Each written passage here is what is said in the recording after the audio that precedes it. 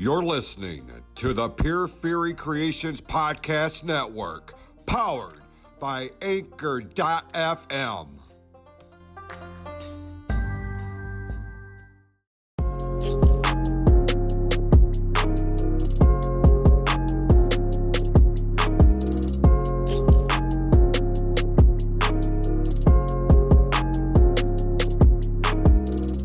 I heard you missed us. We're back. Ladies and gentlemen, my name is Todd Gilbert, and through the wonders of the modern webs, I am hanging with the Hitman. That's right. I am Brett Fortney, who has often been known as the Hitman. So, yeah, that's this guy right there. Yeah. Man, right. It's been a minute. We haven't done this in quite a bit. Yeah, it's been at least, like a year and a half? At least. Really think the last one that we really did was the one down in my basement with the flood of 2021 or whatever that was. It was when the water softener kept going off when we were trying to record. Yeah. Well, that next day is when we had the flood of and we're just rebuilt. I just rebuilt, and now. In hindsight, we probably shouldn't have been making fun of your water softener. Probably not. But everything is good now. We don't have. Well, there still could be a little bit of a worry, but I'm not trying to think about that. Right. Because it's taken me 2 years to put it all back together. So. We just want to give a shout out to PFC Podcast Network for having us as a part of their group now. And yeah. We're official. We're on a channel now. Part of the family? I mean, is that how that works? Or what was that? Are we part of the family now? Man, is it like Sopranos though? I was wondering if it jumped in, jumped out. I'm just asking. I don't know. Because I know, the wrestling aspect was in there and stuff. So I'm wondering, do I have to get jumped out if I someday want to maybe just leave? Probably. So you're stuck. You're stuck, man. So for the uninitiated, the ones who've never listened to our shows before, Brett and I have known each other now. God, it's been probably 15 years? I'm thinking 2007, 8-ish, maybe. So 17, yeah. So almost 20 years. Wow. Yeah. Wow. That's a lot. Oh yeah, we became friends at a place called Modoggies where I worked, and he visited and filled in with bands that needed help with what that might be for the weekend, whatever. He was there for hire, and then we just started talking and liked a lot of the same music stuff, and liked to bitch about a lot of the things that were going on in the entertainment/bar business. Like to go back and forth with ideas of hatred and thoughts of killing people, but that's another story. That's a whole nother podcast. That's a different. I don't know who you're talking about. I've never talked about killing nobody. Who's this? What? Where am I? But no, through we love a lot of the same kind of music, the same kind of movies, television stuff. Like arts and entertainment is both of our jam. Yes. And we both, grew up with very similar lifestyles, both being born with different disabilities in our lives. So, we kind of, bonded over all those things at the same time. And I just want to put this in there. I'm sorry, but I got to say that mine was from a car accident, remember? So I don't want to say that I was born with mine. You were born with my bad. Yeah. So we both have them. Yeah. Right. I forgot about that. Wow, I'm a terrible friend. I thought you me, man. On the next episode, Brett quits the show. Hanging with the guy that just left. Right. Anyway. Oh man. But yeah, so we have lots. Oh, you know what? I think the biggest thing that bonded us together is I invited you over when Michael Jackson died and had the funeral on TV. Yeah. Into my house. That's the first time that I invited you over to my house because we had talked about stuff about that. We wanted to watch it. So you were here bright and early. I don't know how long it lasted, but you were here for the whole long time. With lots of tissues and whatever going on. Yeah. I still won't ever forget Usher singing "Gone Too Soon," and he walks down the stage and Oh, going over to the casket. We're both like, no, mm, no, oh, mm-mm. can't and can't do he that. touched it at that moment in the song, and we're both like, Jesus. Man. Very well orchestrated funeral for the King of Pop. John Mayer doing Human Nature on the guitar. I mean, come on. But yeah, so basically, the idea of this show really is we're just hanging out. We're talking about, things we're into, things that are going on during the week or month or whatever. And, if there's stuff that you'd like to hear us talk about, you can always jump on the PFC Podcast Network Facebook page and, leave comments, questions, suggestions, all that stuff. We're never short of opinions, even Well, when some people ask us to be. right. You know that we also talk to each other a few times a week, so we do have the gift of gab, when we're talking. So, this is just like an extension of that, pretty much. I think what we're not gonna have a lot of like our other shows have special certain things that we did every episode and all that stuff, and we might not do that. Not really sure yet, but right now freestyle I think it's easier and more comfortable, and we get. Well, that's a note that I got from different people that listen to the shows before.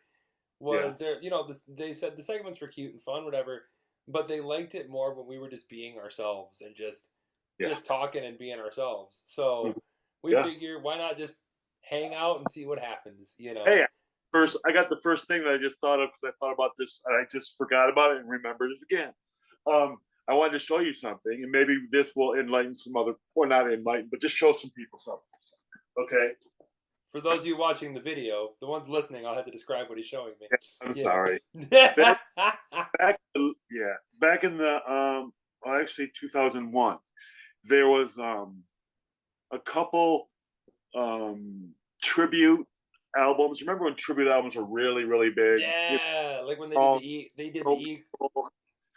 Either had or rat people who had usually would do like a Dokken tribute or whatever. And those came through the store all the time. But we got these at the store when I worked at Fixed Jukebox. This one's called Coming Up. It's a Paul McCartney tribute. Mm-hmm. And it has not a lot of famous people. And I thought maybe by now a lot of these people would be famous, but they're not. I think the only people that might, nope, not really. But so there's this one, right? And then there's another one that's called Listen to What the Man Said. Mm-hmm. And that is like a companion to the first one. Mm-hmm. And this one has people, like a couple people from the Bare Naked Ladies doing Junk, Oh, and, nice. Yeah, and you have Matthew Sweet, and They Might Be Giants, So these are really good. If you can find them, I just thought about these a few weeks ago, and I'm like, I want to dig them up and listen to them. I found them. My favorite Beatles one they did was, God, I think it was called Come Together. Oh, yeah. And it had like Huey Lewis doing "Oh Darling" on it, and I think that was with Phil Collins doing the Slumber medley. Golden Slumbers carry that way. Yeah. Yeah, I'm gonna have to dig that one out now too. Yes. Yeah, you're welcome. The Working Man or something one. The John Lennon Working Class Hero. Yes, that one was really good. It had Green Day, I think. Yeah. And U2. Yes. U2 doing Instant Karma. Yeah. It's always good when my favorite band does another song by another favorite band of mine. Did they on any of their other box sets or anything like that? That particular song, or that was just for that? The U2 song? Yeah. Just for that. Okay. Yeah, the only way you can get that is that John Lennon set, yeah. I thought maybe there might be some kind of B-side CD, in a box set. No, that's one of the only songs well, no, I take that back. They did a Ramones song, too. U2 did, was it Beat on the Brat, I think it was? That's cool. For the Ramones tribute. So there's a few ones that are, just for those sets. You know what I mean? Yes. But man, talking about music, like, if we just want to start diving in here, like, it's gonna be one heck of a year for like albums coming out, and it already kind of has. Yeah. With not too long ago, we had Ozzy Osbourne's new album that Yes. came out, Patient Number 9. That's stupid good. I think it's best ones that he's done in the last 4 or 5, 3 or 4, maybe. Yeah, like Ordinary Man, which was the one that came out right before it, was great. But Yeah. this one, like, took that and like boosted it up even more, I think, with Jeff Beck on there and Taylor Hawkins and what a loss, of Taylor Hawkins passing away, drummer for the Foo Fighters. But like, so Brett and I are both collectors. It's a problem. And as you can see behind Brett with all those CDs, if you're watching on our YouTube version, and then sitting next to me here is all my records. You can't really see them right here, but there's way more than there should be. So when new stuff comes out, Brett and I kind of are each other's support groups. Do we really need to get this thing? Well, I don't know. Should we wait and get because it's a problem. But with really, it's an addiction. I swear to God, I did something today, and I'm like, can I just not have a CD or album to open up every day? Can I be okay with that? Just not have like maybe even a week, not even having one thing to open up from Amazon. Can I do that? Man, I really start going into like panic mode. I don't know what that is, but I'm gonna try this. I've done the thing I bought today, and the thing that was pre-ordered for next month. When that comes, that's it. I'm not for a while. Check back next week to see if that still stands for both of us. I just Pop of Cher. Well, what? I just ordered another Funko Pop, the Cher. Oh, that's fun. And she's got the turn back time, leather with, yeah. I want the Steven Tyler one personally. I love it. I got the U2 ones because I have to. They're my favorite band in the whole world. But yeah. Speaking of that, they've got a new album coming March 17th. Songs of Surrender, it's called. And what they did is they went in the studio and took 40 of their previously released songs, completely re-recorded them, but did them in very stripped down acoustic, like mellow, like different versions. Mm-hmm. And it's cool, but at the same time, as a collector, it really sucks because the ones that are coming out in the record stores are 2 discs, like two LPs, but they're not the full album. It's like highlights of it. The only way to get all 40 songs is to either buy it digitally through like iTunes, Amazon, whatever, or drop some coin and get the big 4-record box set.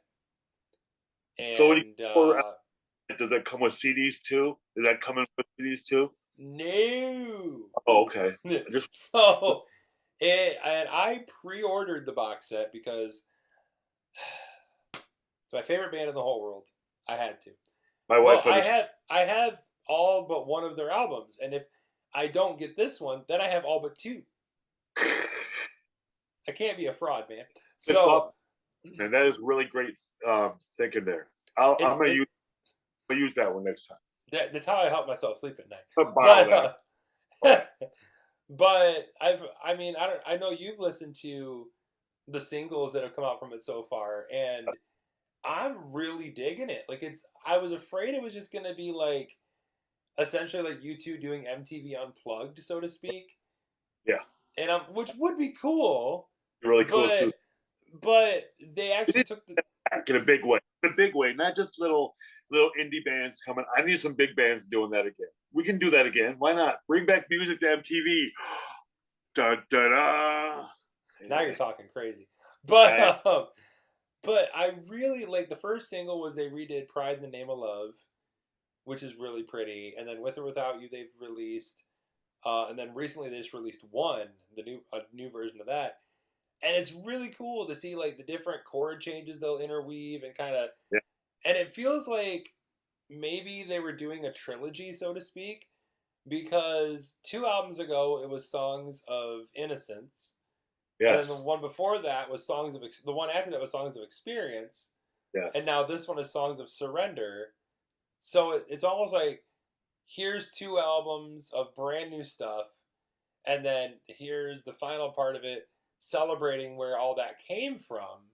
Yes. Like going back to our roots. And they also have a Disney Plus documentary that they just released a trailer for today. Oh, you didn't tell me about that. You didn't tell me about that. What? I said you didn't tell me about that. I thought you would tell me about that. Yeah, it just dropped today. So on the day of this recording, anyway, February 23rd is when we're recording it, but it'll drop the coming Monday. Yes. They're doing a special with David Letterman. Wow. Yeah. So Bono and the Edge go with David Letterman to Ireland and talk about the history of the band, and the whole thing ends with a concert in Ireland of Bono and the Edge doing a bunch of songs.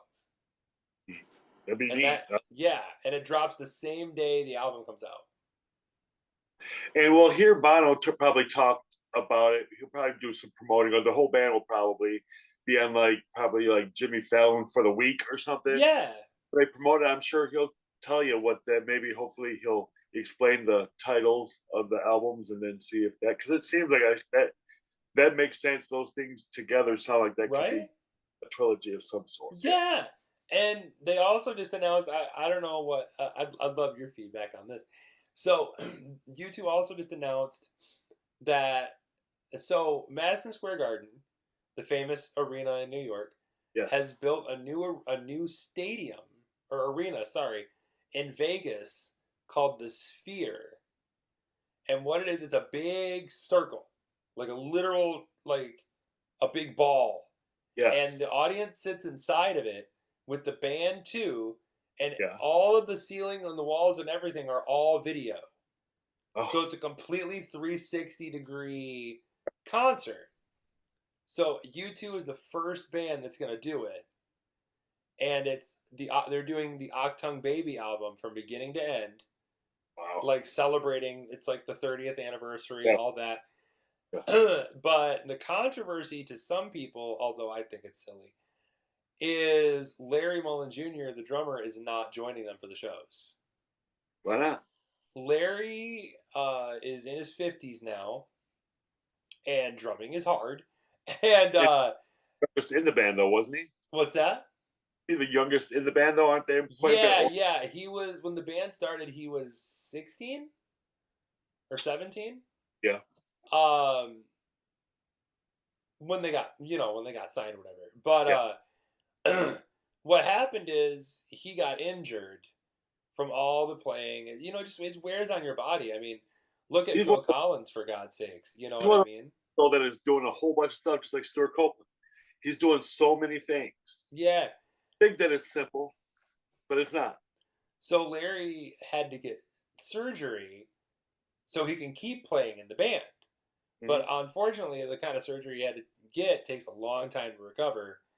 And in order to do these shows, they have to have a replacement. So they got a guy to come fill in. I'm not too familiar with who he is. But he was handpicked by Larry, basically, to kind of like when Charlie Watts got sick before he passed away, how he handpicked Steve Jordan to fill in the Rolling Stones. It's the same kind of thing, although Larry's not dying, thankfully. But was Steve Jordan like a backup drummer, I wonder, in the Rolling Stones? So maybe that was his understudy. Yeah, basically, yeah. So with Larry's blessing, the band is going out and doing this, and people like Eddie Trunk and people like that are getting on social media and talking about how it's ridiculous and I guess selfish of the band to not wait for Larry to get better before they go and do this kind of thing. And for me, I'm like, do these people not understand how contracts work? You know what I mean? This thing has probably been set up for probably 2 years. Yeah. Since this thing has been built, started being constructed, I'm sure, because concerts, for those of you who may not know, concert tours take years to plan.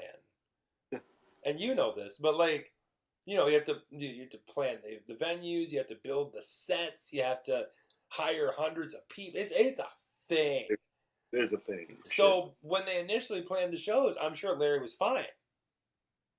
Well, it needs the surgery, didn't heal in time. There's contracts sitting there. The band's booked. They got to do it. It's either that or, if you try to back out of a contract of that magnitude, that's a lot of money you're going to have to throw down to Yes. back out of something like that. So Larry probably, I mean, I'm just speculating, was like, well, I don't want my friends to be out of work just sitting here waiting for me. Yeah. I'll I'm sure. be back. Go have fun, Yeah, I'm And sure it's that. So what's people that? are, because they're saying that he's. Here's the thing: if he ain't mad about it, they shouldn't be mad about it. Right. And people are saying that they're replacing him. And like there was a tweet that Eddie Trunk made where he said, "You two can no longer now have the title of the longest running band with all original members because of this." And I'm like, they There's been people didn't. that filled in for other people. I mean, Right. like, And there's a difference between a fill-in and a replacement. yeah, Like this, he's oh, coming back. yeah, Like he's not. He's still in the band. I mean, and the funny thing is, U2 is Larry's band. He started the band. It's his band. He I ain't think going anywhere. you told me that actually. Huh? I think you might have told me that before. I didn't. I don't think I knew that, but I feel like I did from you or something. I didn't know that was how they started. It was his Yeah. band compared to other people. Okay. Yep. It still is technically. He is still the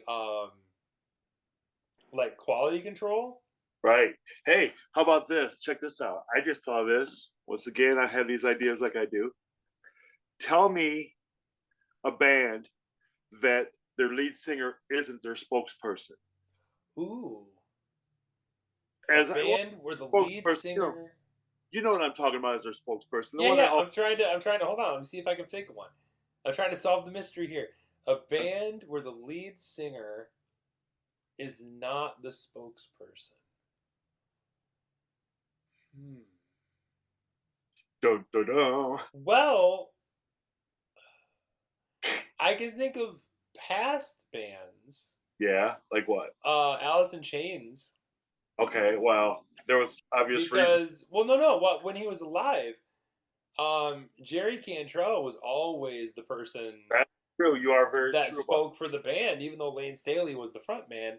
that. But man, that's a good point because I can't think of any bands off the top of my head where the lead singer isn't the main dude they interview, the main guy that you Yeah, think of when you're watching. You know what I mean? yeah. So the reason I'm going like with this is because I'm saying that a lot of times maybe the singer doesn't want to be put in that position. You know, maybe they don't want to be the person that has all the answers to every question that a reviewer, interviewer, or whatever has.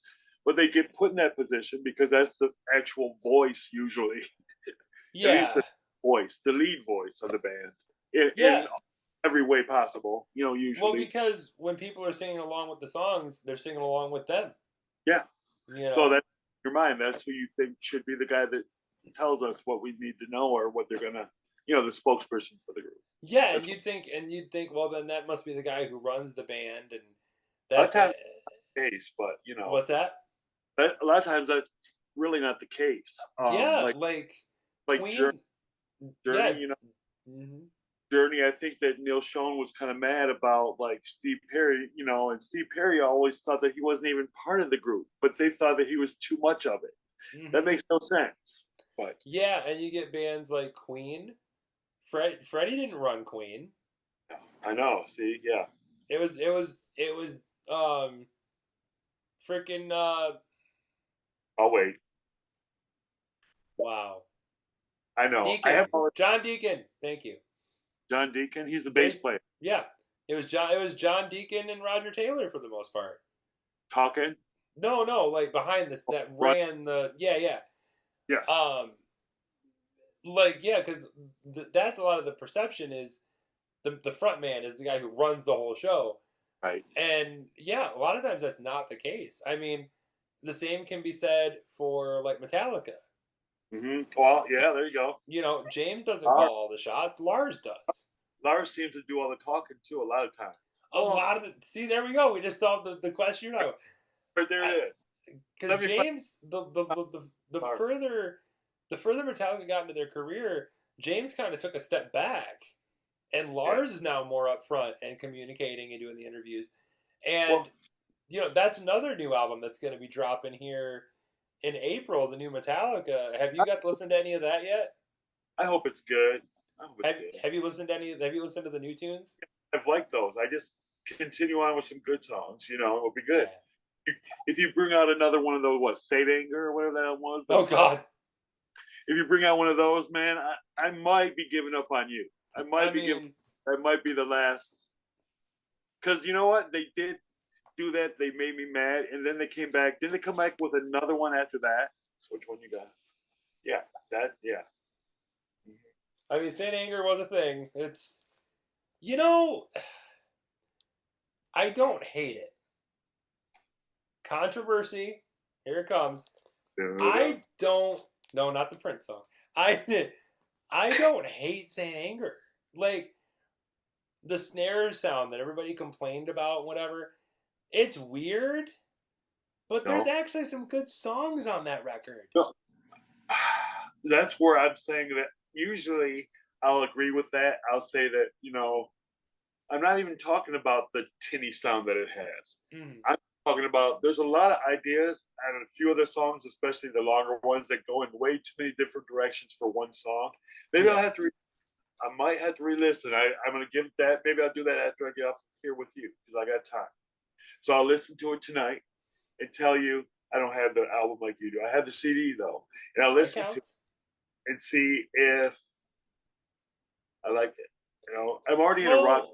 And so they did Saint Anger, and then like you were talking about, there was the album that came after that was a drastic course correction. And it was Death Magnetic, which I loved. I thought it was really cool. I liked that one a lot. They ditched Bob Rock and they got Rick Rubin. Rick ain't too shabby. Right. And if you want to look at resumes. Can we throw them out? Can we each give 3 shout outs to different people that he's helped out? But don't. Okay, let's see if we can do it without repeating each other. I'll go first. We'll go back and forth. Okay. Red Hot Chili Peppers. Johnny Cash. Ooh, good one. U2. Beastie Boys. Ooh, Eminem. Really? Mm-hmm. Is it? The Marshall Mathers LP2 was Rick Rubin, dude. Oh, my bad. Okay. Yes, because there's a couple on there I really like. Yeah. That's why. Yeah, of course, because he samples just like he would the Beastie Boys. He samples Billy Squier. Yeah. Oh, yes. Okay. Yeah. So, okay, my turn, and that would be, Loretta Lynn. Oh yes. And then wasn't after that? Isn't that when Jack White did that album with her? Was after that? Oh, am I wrong? I might be wrong. Oh, for one of the first times ever, I could be wrong. Oh no, you're right. That one was Jack White. Was Loretta Lynn? I knew it was Jack White as soon as it came out of my mouth, but because it has that raw feel. Oh, I got another one. Black Sabbath. The final Sabbath album was Rick Rubin. Anthrax. There it is. Jay-Z. He's all over the place. But he even mentions him in one of the songs. Which one? You're crazy for this one, Rick. Yeah, 99 Problems. Yeah, that's Rick Rubin. Yeah, for sure. Yeah. Rick Rubin is I don't know how he does what he does, but God bless him for what he does. See, he picks out really cool samples when he does the sample thing. Mm-hmm. And he also knows how to bring out the bare basics in somebody's performance without a lot of splash put on top of it. Like, a great example of that is, this song was huge.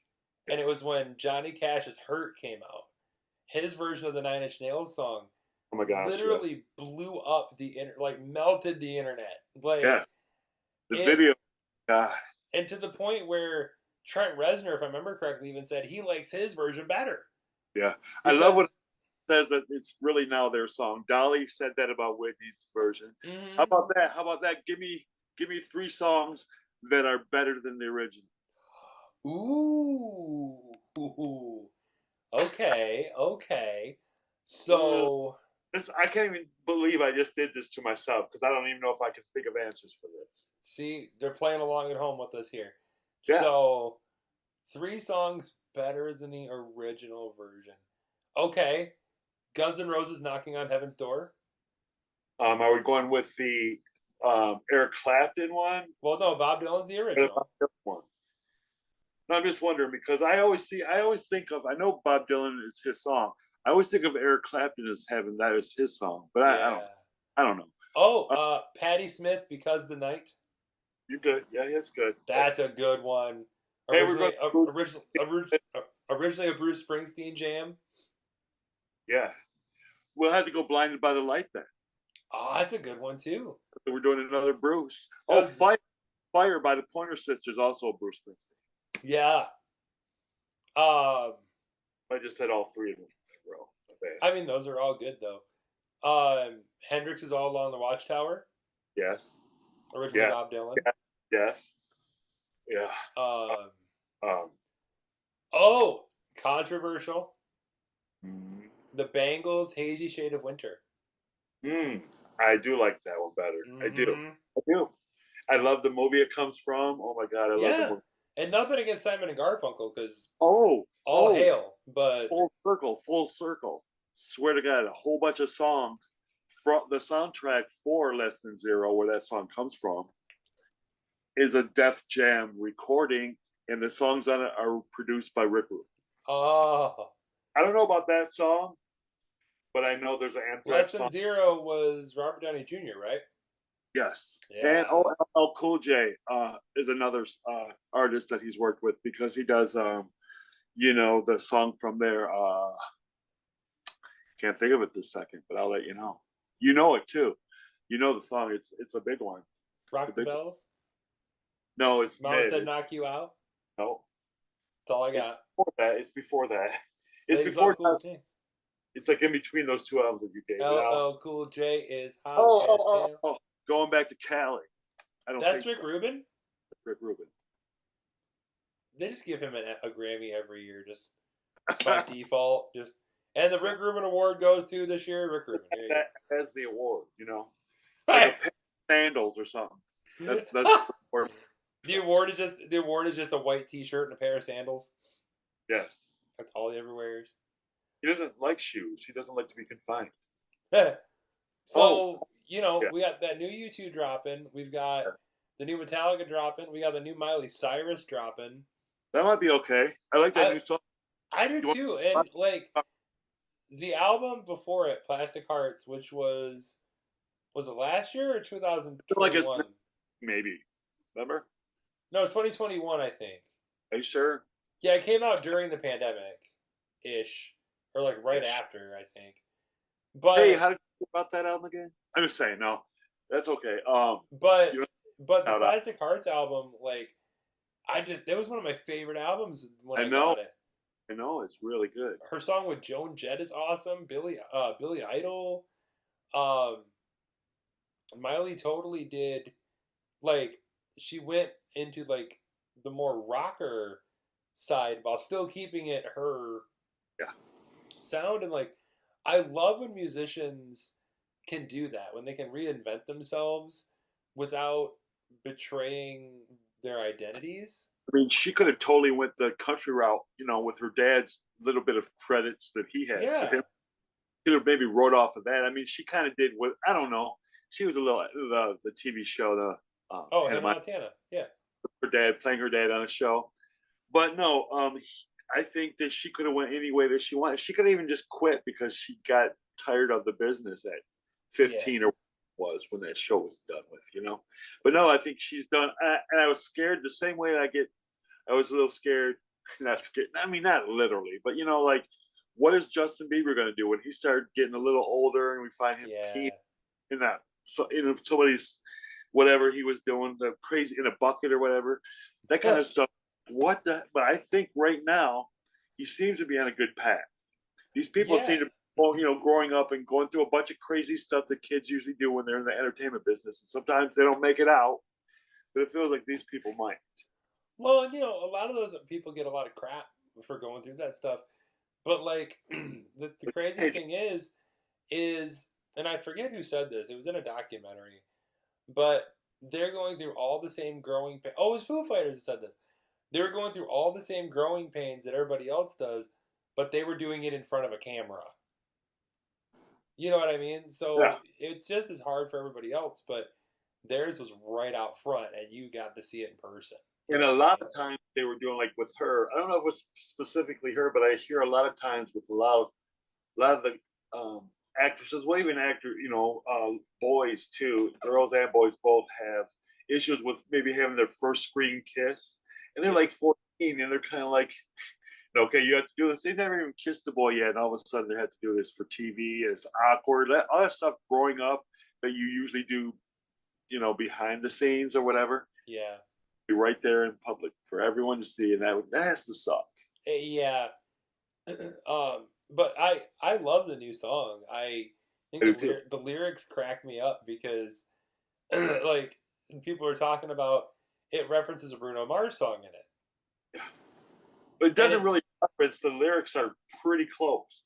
When it's talking about bring you flowers, but I was your man. Well, and the reason is apparently when they got divorced, her and her husband, he I think he either tweeted or something, and he used that song as an apology for their failed marriage. And so really? So she took lyrics from that, sprinkled them in there as to be like, yeah, okay, whatever, dude. Okay, I can buy my own flowers. I can hold my own hand.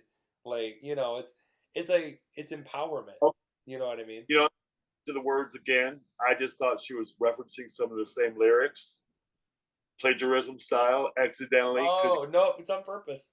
Okay. Yeah. Because I'm not saying she's plagiarizing. Is that a word? Plagiarizing. It is. It means past tense. The Hitman dictionary, plagiarism. It's yeah. But look for that in 2023 or 2024 on our official store, the Hitman dictionary. Yes. Such words as plagiarism. More to come. More to come throughout the rest of the show. Keep notes. Didn't I say a word the other day? You're like, oh, new word. I don't know. Just things happen sometimes, and sometimes I do have new words. No, but with her, I think that she's gonna survive this, and she will get through all this. And with her divorce from her last, she's only been married once, right? Yeah. She's one of these. I didn't know she was one of those kind of people that get married quite a bit, real quick, real fast, in a few years period. But no, if she did that, that's not. Especially if she said, "Hey, Bruno, do you mind if I?" Because that's a real tricky. And I think when it first came out, nobody really knew that it was. Why is she singing Bruno Mars words here? Nobody knew that because she didn't come out and say, "Hey, I got this new song." And not that she should have had to, but yeah, I like the song. It's number one. I don't know if it's number one this week, but it's been for the last 3 to 4 weeks. The number one song on Billboard Hot 100. It's great though. It is. And it's older people like it and younger people like it. And I love that because if I play it when I'm out with people, they like to, older people love it because the same thing with that Elton John Dua Lipa thing, they like that kind of old style coming back. I think the old dance stuff is kind of coming back. We don't need the real slow stuff anymore. We're good. I'm done being depressed. This is over. I don't want to get ready, Madonna. Your time to return is coming. Yeah. I was thinking about getting tickets, but I decided because I asked my cousin, "Hey, you want to? Madonna's coming in concert here. Tickets go on sale." She's like, "Eh." I did something really bad 35 years ago, and me and my cousin were supposed to go to the concert that ended up being the Truth or Dare video concert. Oh yeah. We were going to go to that concert. We had tickets for it. And I was just not being a good person around this time. And I had promised her dad that I was going to DJ the Grand Blanc Festival, Summer Festival, whatever it was called, because he was on the board and he hired me as a DJ. And I was going through some things. And I decided I didn't want to do it the day of. I decided I can't do it. And I backed out. And they're like, "You can't do this. Don't do that. Don't back out. You're not going to. Don't back out. I'll come get you." And I went incognito and just got away from people. And I regret it to this day. And I know that we've made, me and my uncle, before he passed away, we did make up with that. I mean, he was probably way over it before I was. But back in my head, I just screwed him over. I don't even know what they did for that. I had been to that thing probably about at least 15 years in a row. And I knew it was so cool. And I always thought, oh my God, it would be so cool to do this one day. And I did get the opportunity to do it, and I didn't do it because I was and I was scared and whatever it was, and I didn't do it. And Plus Madonna tickets, you know. So the Madonna tickets though were that was her dad that I did. So that was supposed to be in a couple of weeks. That concert was coming up, and that whole side of the family just disowned me for a couple of years. Whoops. From that. But yeah, moving on. But yeah, that was. I was supposed to go to that concert, and I was always bummed out, like, because in the concert, in the Truth or Dare video movie thing, they're talking about, oh, they're in Detroit towards the end and stuff. I'm like, I was supposed to be there, man. Whatever. I mean, at least the Kiss concert you attended is on a DVD, so you got that going for you. That's cool. Yes, the Tiger Stadium, you know. I've been trying to find me for 30 years, whatever it's been. But, I can't find it. It's been like, what, 28 years? Was that 94 or 95? Was it? 5? Yeah. The only reason I remember that is because of the T-shirt that I had. Yeah. But I don't remember what's on the T-shirt. Yeah, that's a band that'll never have a new album. But is it on this? No, it's not on this. It's the white one. The white one? Yeah, Kissology Volume 3. I think it'll tell you the dates, right? That's what I'm doing. I'm checking the date. Is it 95? Gosh. It says 96. Okay. Yeah. I thought it was 94 for some reason. Me and Brett, both charter members of the Kiss Army, you know. Right. So yeah, lastly on the newer stuff coming out, I just got the new Pink album. Have you listened to that at all? I listened to the first 3 songs before I fell asleep, and that's not saying that it was just because it was late night listening. It was just about the song, so I will try to keep awake. You know how I love her voice. I do too. And the first song, like on the album, like rips your guts out, man. It's the When I Get There. She wrote it about her dad, who passed away during the pandemic, and like I watched this interview today. She was on Howard Stern. Yeah. And for my money, nowadays, not back when he first started, but nowadays, he's the best interviewer out there. He's let go of some of that shock, which is cool. And now, or maybe because I'm older like him now, before it was like, and I'm like, well, he does really ask questions that people don't usually ask. He'll just go right in there. Yeah, and he was asking these amazing questions about like her relationship with her father and everything. Mm-hmm. And yeah, the entire song is just about, her wondering what heaven's like, and she knows her dad will tell her when she gets there, kind of thing. Yeah. And it's so pretty, and it's just like so emotional and deep, like yeah. And every song on the album is like that. Not emotional, but like every song is a smash. Like it's hit after hit after hit, at least I hope. Like it's really good. Like the last, it gave me the same feeling as if we're talking about women musicians albums, recently. It gave me the same vibe like as the Miley album did, as Billie Eilish did, as Demi Lovato. Yeah. I absolutely love the last album she did. Callie really loves that too, and I'm going to listen to that one too, because I wasn't really sure why you were telling me about that last week. Like, why you want to get this one? But I understand that Callie really loves it. So good. There's got to be something there for sure. I mean, there's a lot of F words. Yeah. It's like she learned the F word for the first time. It's in every song at least 7 times.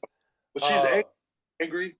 She's always angry, but angry at herself pretty much the most of the time. Most musicians are. It's a sadness. But definitely we encourage everybody to check those out, man. I am so enjoying where music's going right now. I mean, there's always some duds too, but we're not gonna Yeah, I've made it a new practice not to talk down bands I don't dig, that's but good. Yeah, because I know that there's a lot of music that I like that other people don't, and just because it's not something that I vibe off of doesn't mean it's not important or relevant to somebody. right, You right. know, like Yeah. for example, and I don't mean this as an insulting thing, but I don't really care for Greta Van Fleet music, but I know a lot of people who do. Yes. So I'm not going to get online or on a podcast or whatever and trash, because they're talented. Yeah. You know what I mean? And if they're selling out arenas and reaching millions of people, they're obviously doing something right. And just because I don't dig it doesn't mean it's not good or worthy of, you know what I mean? Yes, for sure. I mean, I've always, as I get older, and I'm looking around and thinking about, well, I'm pretty diverse, and I like Mm. that. But I'm thinking like, I shouldn't. There are a couple things that I joke around with a couple of my friends about their favorite stuff. There's one kind of style that I'm not sure about, which actually I kind of like. I'm telling you, it's different, and I don't even know what it's called. It's probably it feels like if I had to make a name up for it, it would be um, disco metal. Such Okay. as, I don't know, like let me think, like Orgy had some, Oh, I see. Mm-hmm. Yeah. White, Rob Zombie does some stuff that, Dope. yeah, yeah. Um, Yeah. so I mean, like that, but there's some stuff I'm just gonna say the one thing, and I'll just say it. I don't like when I don't understand the words, when I can't Yeah. understand. I've And always been a lyric person. me too. And I mean, that's not to say that all the songs have to be, deep Yes, freaking Robert Frost poems. for I sure. mean, Gene Simmons spent 90% of his career singing about his penis. But Yeah. at least I know what he's talking about when I can hear him, I don't always see, but I do like clever too. Like when people put in little clever things, like, oh wow, Prince did that a lot. George Michael did that a lot. With a little clever, where he's like, I don't even think that I love I don't have enough money for, and Yeah, everything, that kind of stuff. Where he's saying something you're like, oh my god, that's a wow. song, I keep going back to that song all the time. And that's a song that you and I, like, it was always one of your favorites. And, like, you re exposed me to early George Michael and Wham stuff.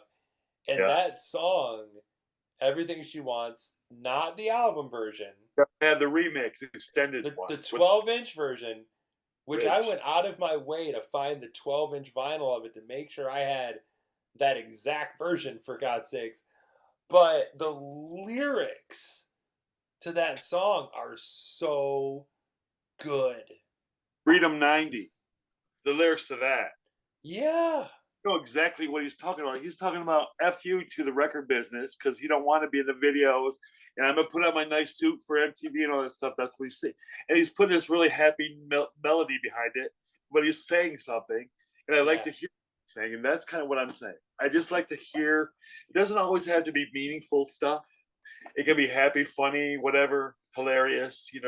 Ironic. Don't you think? It's like, but no, like Even it though can. none of it is examples of irony. But anyway. Exactly. But I just want to understand it and hear it. Not understand, like, I don't like it. I'm not talking about that. I'm talking about, Sure. do I understand what words are coming out of his mouth? You know what I'm saying? Yeah. I just do. And I can read the words as he's singing it or whatever that is, but I don't like that. I don't like that. I like to kick back. And I definitely think George Michael, I'm so excited, and I hope it happens, that he's in the nominations for the Hall of Fame this year. That would be. It sucks that it couldn't have happened while he was alive. I mean, Thank you, Jan Winter. But it still has to have some drama to it, But what makes me excited about it is, that there's going to be a performance of some sort. So some people are going to be performing George Michael songs. Who they going to get? That's what I'm excited for. Yep. Can we not have Adele singing Fast Love really slow and depressing, though? Can we just... Fast love. Right. Can we just go ahead and leave that off? Because version, but it's Slow Love. If you want to, Here you go. Who would? Okay, so we're gonna have the Hall of Fame induction ceremony. Usually they get 3 songs. yeah. What 3 songs would you pick, and who would sing them? Of George Michael songs. Yep. Now we're not inducting Wham. We're inducting George Michael. Okay, I'll have first Bruno Mars come out and do Different Corner. Ooh. Ooh, man. Then, no, he might wrap it up with no. It's got to be the big one at the end though. Damn, that'd be amazing. Yeah, and then Paul McCartney come out and do their duet that they did. Oh, the Heal the Pain. Feel the Pain, maybe, because that was written with him in mind, so it turned into his song once he started.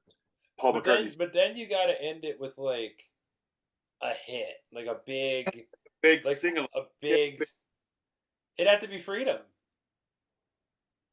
That would be good, yeah. And you could bring out like,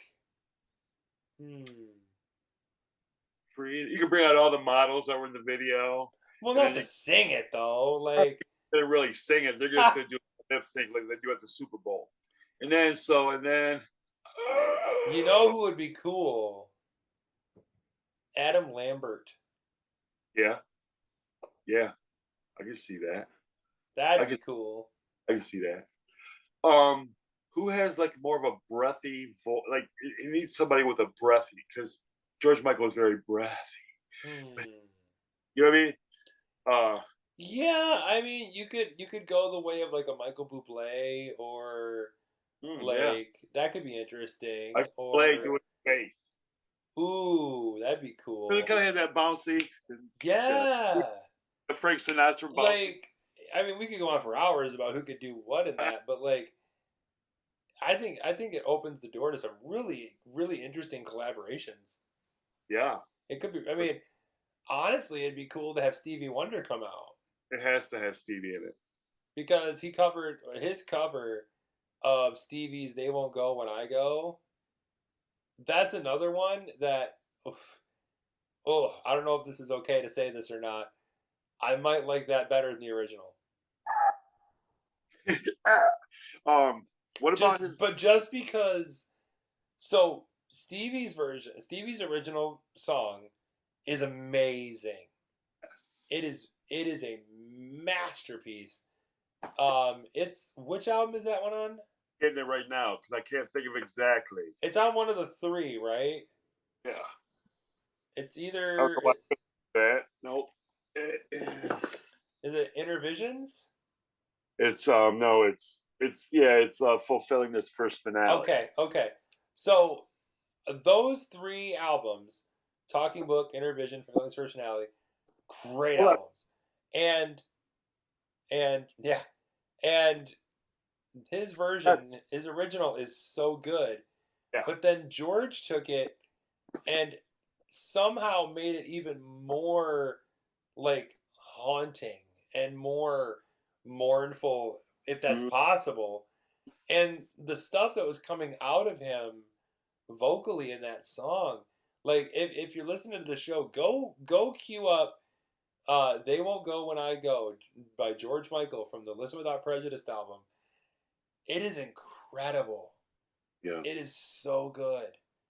To the point where on that documentary that we watched, there's a documentary about his career. It's called Freedom, right? Yes. Yeah. And that George made. It was the last thing he made. He was finishing it when he died. And when it gets to that song, it shows celebrities like listening to it on the vinyl and crying because of just how just powerful it is, you know. Stevie loved it too. They talked to Stevie when he's listening to it. He did a version. I don't know if you know this because I know you love this song. Do you know that George did a live version of "Love Is in Need of Love Today"? No. I have to send it to you. Yeah. Yeah. Yeah, I have it on. It was on a CD single. It was on like I have a CD single of like Father Figure or something, and That's one of weirdly, my all-time favorite Stevie songs, man. and he does it. And actually, that cousin, full circle again, that didn't take me to Madonna. We went to see him in '88 for the Faith tour. And that is the craziest. I've never felt, everybody always says, like, oh my God, it was like the Beatles or whatever. No, this was like the Beatles, man. All these little teenage girls standing up on chairs. We had to keep telling them all night long, sit down, we can't see. But so he had all these screaming girls. And just if only all of them knew that none of them had a chance. That's what I was thinking. But he was kind of, at that time, he was kind of mixing it back. He had a girlfriend.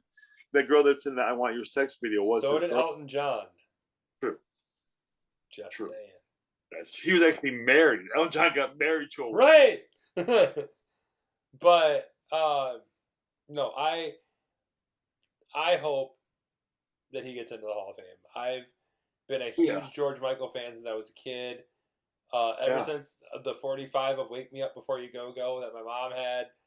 Like, I listened to that when I was 5 years old. I loved that song. Yeah. Like, I mean, it's not his best song in the world. Don't get me wrong. No, I mean, what's weird about that is, like, you would have thought that that's where I heard from them first, too.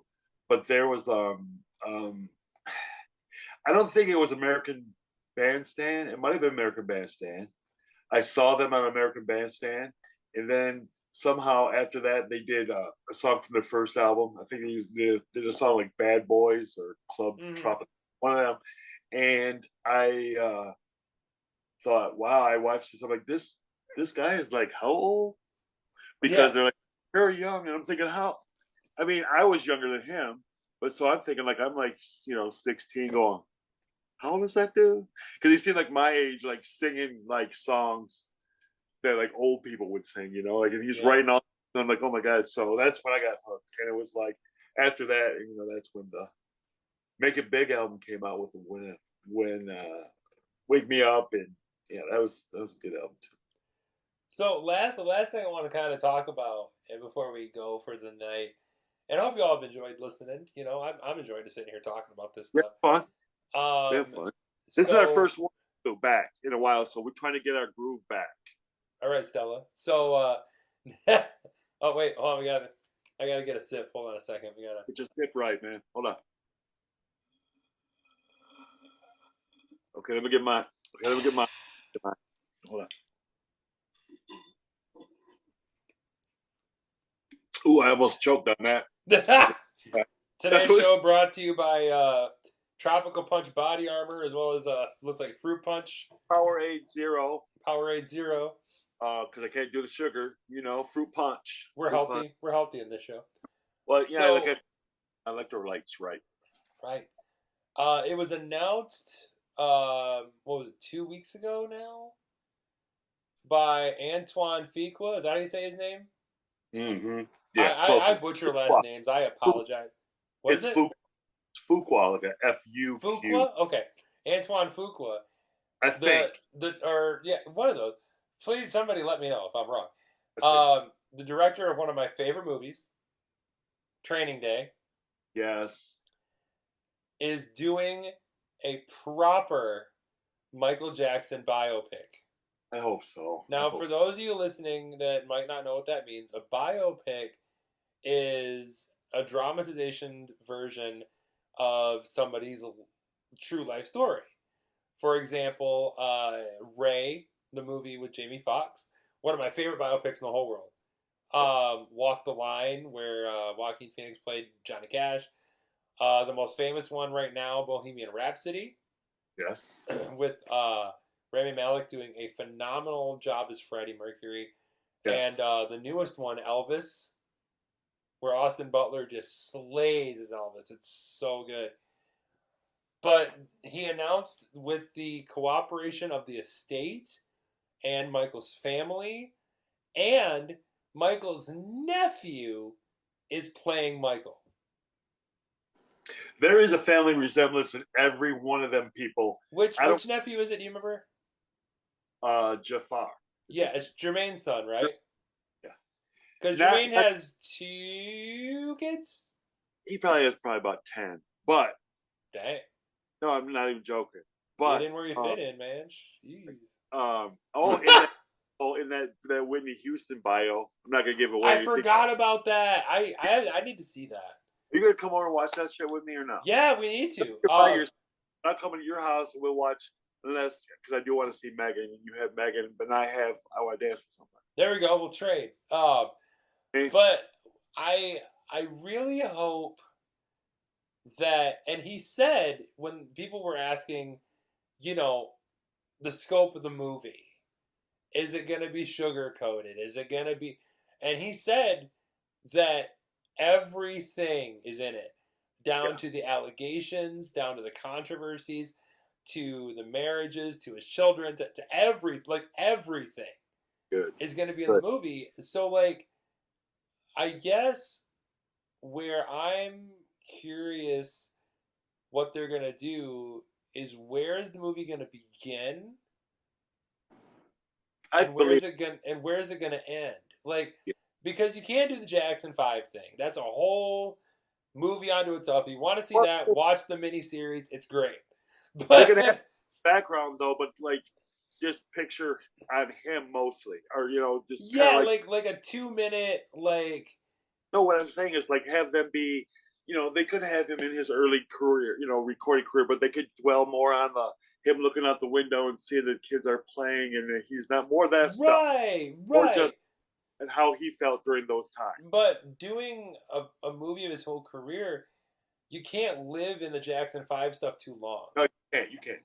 Because while the Jackson 5 thing was very important in music, very, very important, it is a completely different animal to his solo career. Everything changed. I'm going to tell you when everything changed was Off the Wall. Even though the Jack had Shake Your Body in 78, that was big too. And then Lovely One in 79 and Heartbreak Hotel and all that. But it wasn't until, so it was not until, so it'd be really cool for them to start maybe even him meeting Quincy at the beginning or something. Have him start when he starts his solo career at 19. You know what I could see them doing? I could see them going with the blueprint of how Ray was. Where Ray starts in his adult life, but then there's flashbacks to stuff in his childhood, and you could almost do that. You could almost, man, you know where you could start it. And Antoine, if you're listening, this is for you. You could start it with Michael waiting backstage as they're about to film the Pepsi commercial. Yeah. And that'd be a good start, because then they always flash forward to a now present time or whatever. Mm-hmm. And then him maybe be affected by the Pepsi commercial, which I feel like Michael. I mean, they didn't. I understand. I'm not stupid. I understand. But I think that's when he got addicted to drugs. Yeah. With the hair burn thing. And so it was just supposed to be just to help me with the pain. He had to perform 50 shows a year or whatever. So he had to do that, So he had to do that to help him. So, and then he just got a little bit too reliable, or he relied too much on the pain meds. And when you're somebody like him with the fame and the fortune and everything, you don't have people that are going to be telling you no. I know. That's the sad thing. I've told you this before, and I know that I'm ridiculous to say this, but sometimes I feel like I could have been friends with him, and I could have been the guy that was going to tell him, stop this shit, man. I can tell you're high right now. Just like I told you those videos we watch, he's man, high. Man, he would have fed you to one of his lions, man. He would have put me in a room with Bubbles at 35 years old, going to attack out of me. Man, what happened to Brett? Well, he was murdered by a monkey. The little monkey, know that he grew up. He grew up 35 years later. He's still around. He is. That's the crazy thing. Bubbles the chimp is still alive. But yeah, I think the movie has the potential to be awesome. I just hope that like Bohemian Rhapsody, it doesn't have an agenda. Yeah. I hope they just put everything out there the way it is and let the audience form their own opinions. You know what I mean?